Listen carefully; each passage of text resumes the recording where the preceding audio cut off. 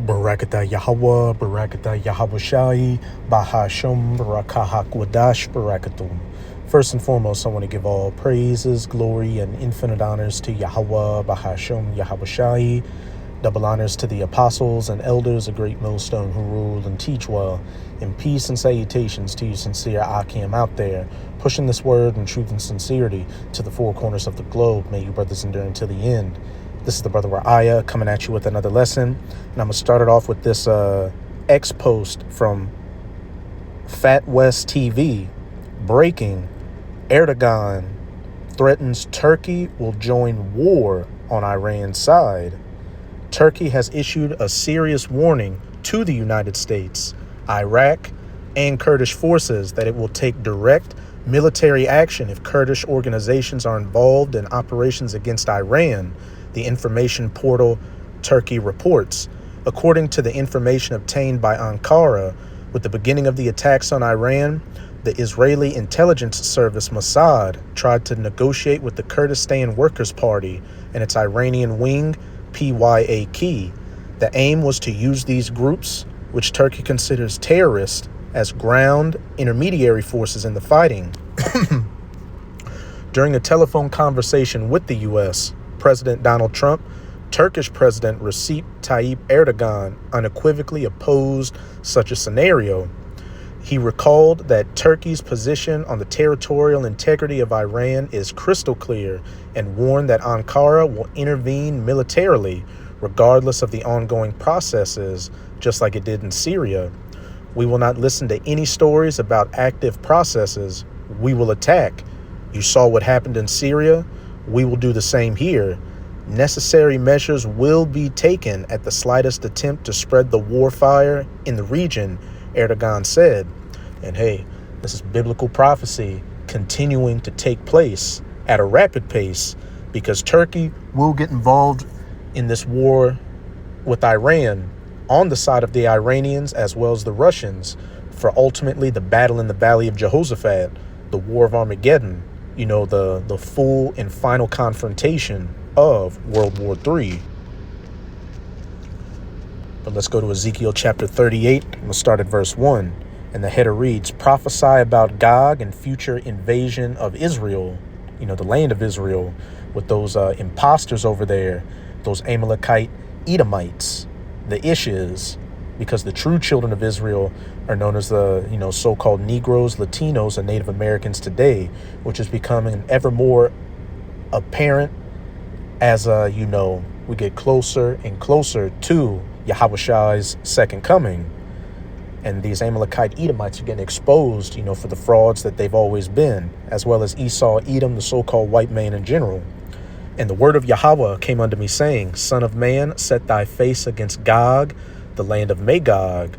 And Gog is speaking of Russia, the chief prince of Meshech and Tubal, and prophesy against him, and say, Thus saith the Lord Yahweh, Behold, I am against thee, O Gog, the chief prince of Meshech and Tubal, and I will turn thee back and put hooks into thy jaws. The Lord putting those Russian Edomites back in that confrontational Soviet Union spirit. And I will bring thee forth and all thine army, horses and horsemen, all of them clothed with all sorts of armor, even a great company with bucklers and shields, all of them handling swords. Russia's, military assets being moved into the Valley of Jehoshaphat in Western Asia, which is what people ignorantly refer to as the so-called Middle East. But here's the point. Going into Gog's allies, Persia, which is the ancient name for Iran, Ethiopia, and Libya with them, all of them with shield and helmet. Gomer and all his bands. And Gomer is speaking of Turkey, because this is an image from a book called The Israelites, going into the ancient history and customs and things like that, of ancient Israel by B.J. Iserland. And I believe this is on page 38 or 42. And you can see a map of Western Asia. And if you look at where my pencil is pointed, you see Gomer, which just happens to be where? In the land of what's known as Turkey today. So again, Gomer and all his bands, The house of Togarmah of the north quarters and all his bands, and many people with thee. Be thou prepared, and prepare for thyself, thou and all thy company that are assembled unto thee. Gomer being an ally to Gog, Persia being an ally to Gog, and be thou a guard unto them, and Gog being a guard unto them as well. And they're ultimately coming against who? Those Amalekite Edomites in the land of Israel, and, the United States of America, who's really, at this point, the only ally of the 1948ers.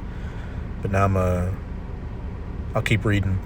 After many days thou shalt be visited, and in the latter years thou shalt come into the land that is brought back from the sword, and is gathered out of many people against the mountains of Israel, coming against the land of Israel, which have been always waste.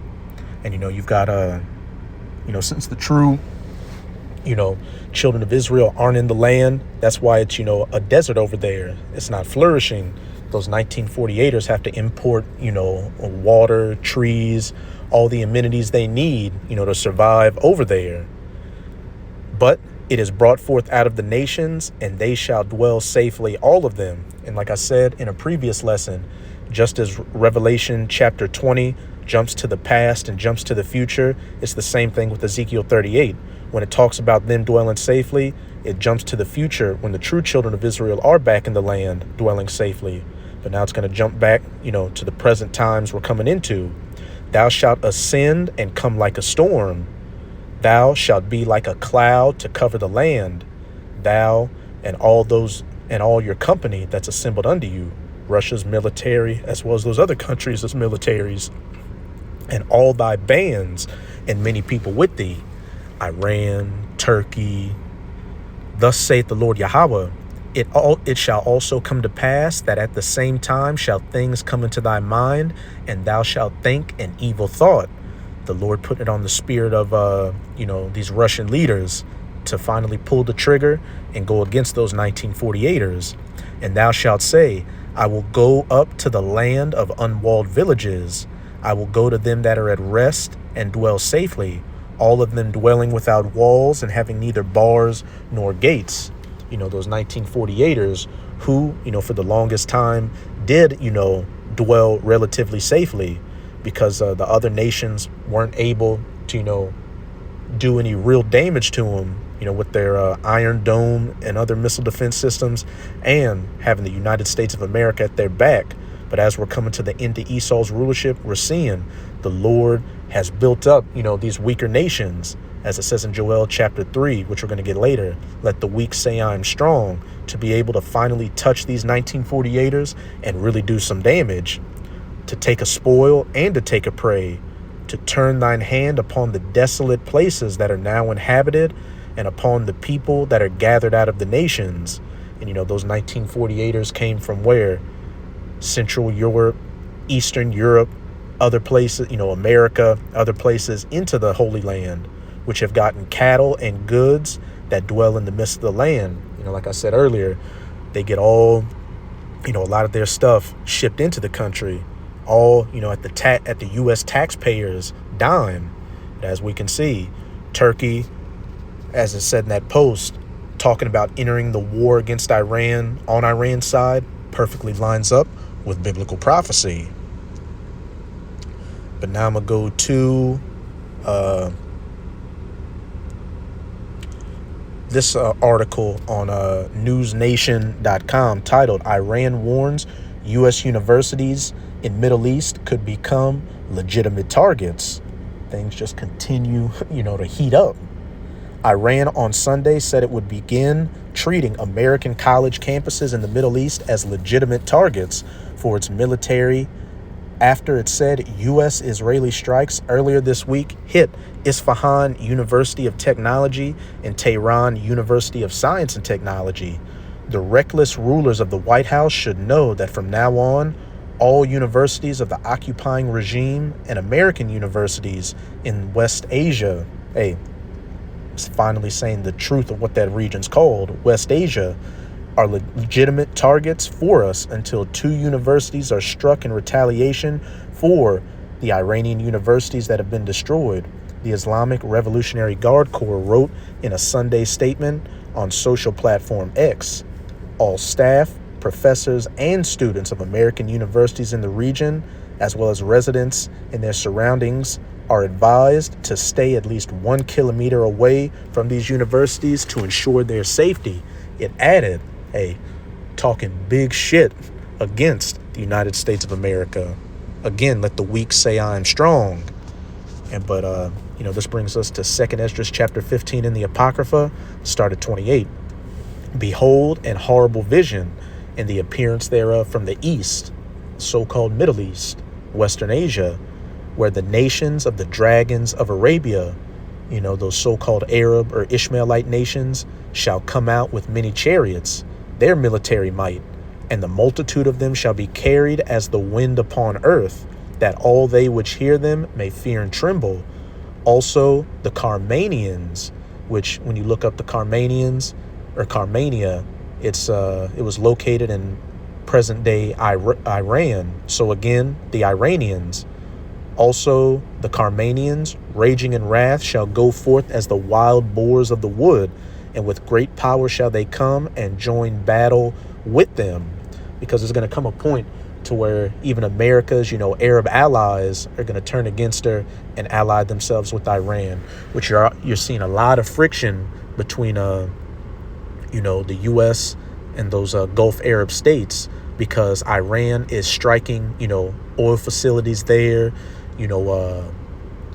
cities, desalination plants, you name it. And the U.S. has been taking a lot of the missile defense they would use, to protect those Arab nations, to use it to protect, the 1948ers. So that's just going to further drive that wedge between their relationship until they eventually just, pack up and go on the side of Russia and Iran, like Turkey is going to do.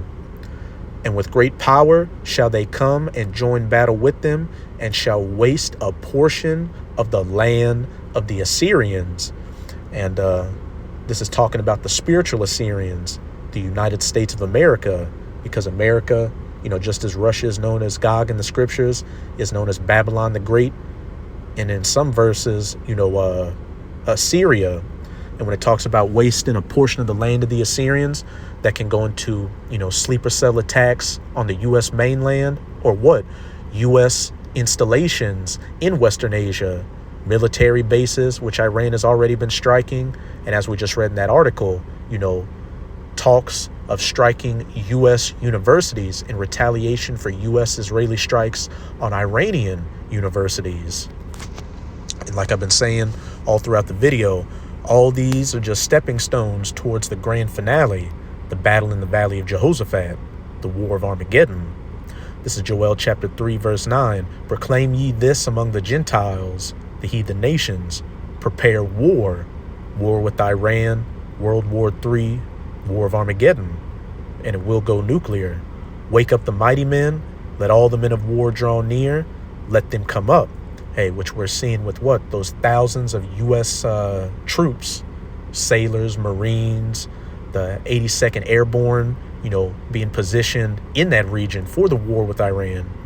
Beat your plowshares into swords and your pruning hooks into spears. These nations, getting on that military footing. Let the weak say I am strong. And Iran has definitely been saying they're strong, striking U.S., military installations, killing U.S. soldiers, as well as what? Striking the land of Israel and doing some major damage. Things that would have been unheard of, years and decades ago. Assemble yourselves and come, all ye heathen, the United States of America, Russia, Iran, China, Turkey, the NATO nations, the Arab nations, the state of Israel, and gather yourselves together round about. Thither cause thy mighty ones to come down, O Yahweh, those death angels holding back this great destruction, waiting to fully release it, which is going to happen after the mark of the BEAST. The micro, C-hip implant is mandatorily implemented, which that is right around the corner. Let the heathen be wakened and come up to the valley of Jehoshaphat, which in the Hebrew is Yahweh's Shaphat, or Yahweh's judgment. For there will I sit to judge all the heathen round about. And when you go up to Verses 1 to 3, it tells you why the Lord's doing this. The controversy of Zion, finally judging you heathen nations, beginning with you Edomites, for afflicting the true children of Israel. Again, the so-called Negroes, Latinos, and Native Americans. Put ye in the sickle, for the harvest is ripe. Come get you down, for the press is full. The fats overflow, for their wickedness is great. Multitudes in the valley of decision, for the day of Yahweh is near in the valley of decision. And with those articles we just read from, we can see that that day of the Lord is very near in the valley of decision. But that's it with this video. With this video, I hope you sincere Akim and Akwath were edified. Just keep strong. We are almost out of this final wicked captivity of the heathen nations, chiefly of the Edomites. And as always, I'm going to say Abad Babol, Kwam Yasharallah, and until next time, Shalom.